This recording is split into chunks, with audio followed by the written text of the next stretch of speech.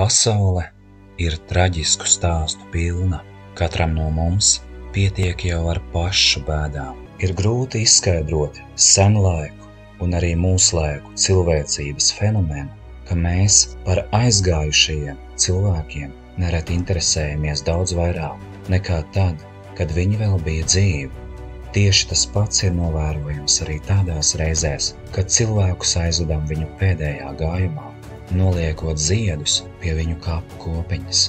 Kā dzīve un pieredze to liecina, bieži vien tad, kad cilvēkā viņa dzīvības vairs nav, tas saņem tik daudz ziedu, cik savā mūžā iespējams kopā ņemot nebūs saņēmis savā dzimšanas dienas piemiņā.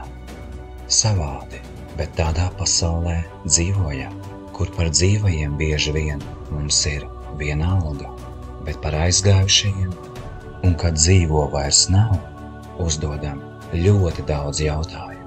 Šī ir dzīves mācība mums dzīvajiem.